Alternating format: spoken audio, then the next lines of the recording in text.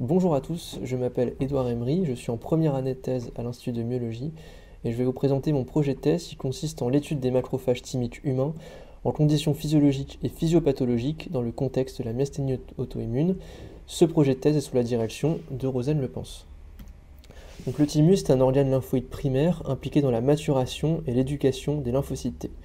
En effet, les thymocytes, les précurseurs des lymphocytes T, vont subir des étapes de sélection positives et négatives très strictes, conduisant à 95% de mort cellulaire. On sait que les macrophages sont impliqués dans la prise en charge des cellules apoptotiques par le mécanisme d'efférocytose, qui, à l'inverse de la phagocytose, est silencieux immunologiquement puisqu'il consiste en la libération de cytokines anti-inflammatoires. On sait que les macrophages, de manière simplifiée, sont différenciés sous forme de deux populations.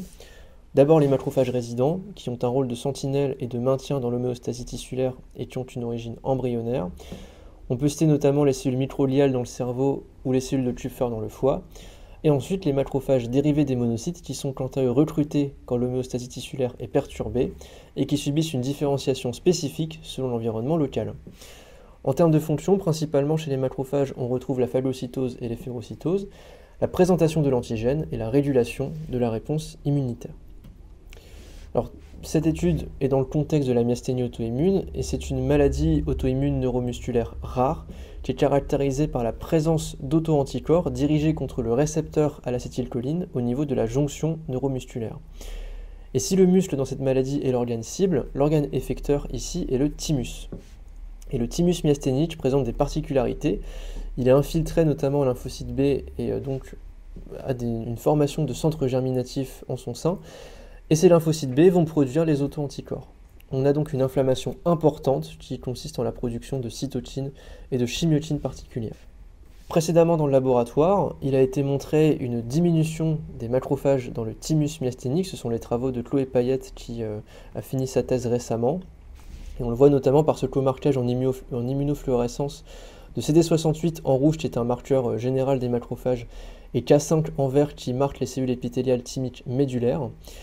Et on voit donc une diminution significative chez les malades du nombre de macrophages par millimètre carré dans le thymus.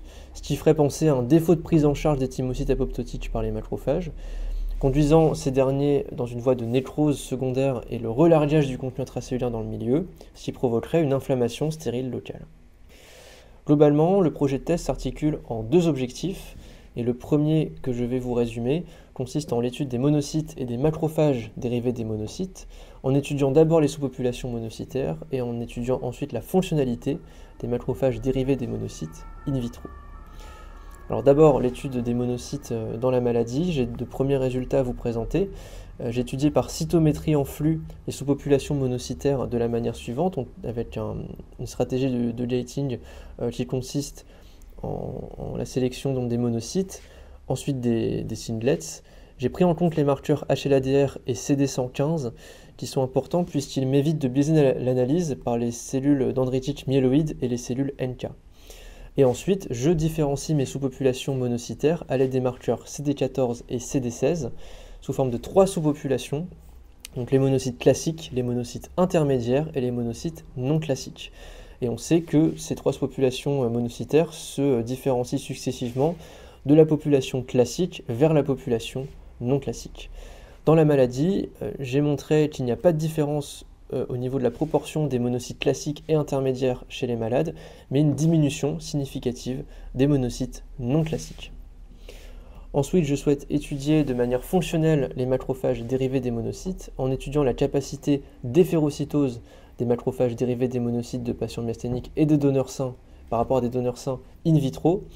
Et je vais ensuite étudier les marqueurs et les cytokines en lien avec ce mécanisme par RT-PCR. Donc globalement, le protocole de manip s'articule de la façon suivante. Je mets en co-culture des cellules JUR4, donc les cellules JUR4 c'est une lignée de lymphocytes T, qui sont induites ou non en apoptose avec une molécule qui s'appelle la mitomycine C. Ces cellules vont être ensuite marquées au CFSE. Et d'un autre côté, je vais sélectionner soit par adhésion, soit par tri CD14 les monocytes, que je vais différencier en macrophages in vitro à l'aide du MCSF pendant une semaine.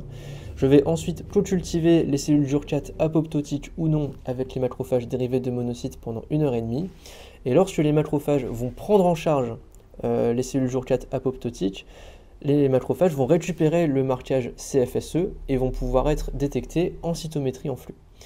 Je souhaite réaliser ce même protocole avec une autre technologie qui est l'InCluSite pour faire du live imaging, pour regarder cette prise en charge en temps réel. Je souhaite ensuite étudier le métabolisme des macrophages dérivés des monocytes par la technologie Seahorse. Le deuxième objectif du projet de thèse, c'est l'étude des macrophages thymiques de deux manières. D'abord par une étude par single-cell RNA-seq et ensuite par l'étude des macrophages thymiques par imagerie multiparamétrique avec la technologie Hyperion. Donc tout d'abord, l'analyse en single-cell RNA-seq des macrophages thymiques va se dérouler de la façon suivante. Donc, sur la plateforme génomique de l'Institut Cochin, je vais réaliser une dissociation enzymatique intricellulaire au Falsaria, une encapsidation des macrophages avec la technologie 10x Genomics, et ensuite réaliser les librairies et le séquençage. Ça va permettre d'identifier les sous-populations de macrophages thymiques dans le thymus. Et donc j'ai trois conditions différentes à comparer, des thymus de bébés, d'adultes et de myasthéniques. La comparaison entre les thymus de bébés et d'adultes vont permettre d'étudier les macrophages thymiques en conditions physiologiques et dans le cadre de l'involution thymique, puisque le thymus est un organe qui involue au cours du temps, qui réduit. Et je vais comparer de manière âge et sexe match des thymus d'adultes et de patients myasthéniques pour étudier les macrophages thymiques dans la condition physiopathologique. Je vais ensuite cartographier les macrophages thymiques par cytométrie de masse. Il s'agira de définir et de mettre au point un panel d'anticorps pour l'analyse en comparant toujours les thymus de bébés, d'adultes et de myasthéniques. J'ai donc un panel d'anticorps qui sont couplés à des métaux. Je peux en mettre ainsi jusqu'à 40 sur la même coupe de tissu et je vais pouvoir analyser l'image à l'aide de logiciels spécifiques. Je vais pouvoir ainsi observer la répartition spatiale des macrophages thymiques dans le thymus, aussi bien de contrôle que de patients myasthéniques, et également l'interaction cellule-cellule. Et cette partie du projet de test se déroule en partenariat avec la plateforme cytométrie Pitié-Salpêtrière. En conclusion, mon projet de test consiste en l'étude, l'identification et la cartographie des macrophages thymiques, avec des technologies particulières, le single-cell et l'Hyperion, la caractérisation des monocytes et des macrophages dérivés des monocytes in vitro.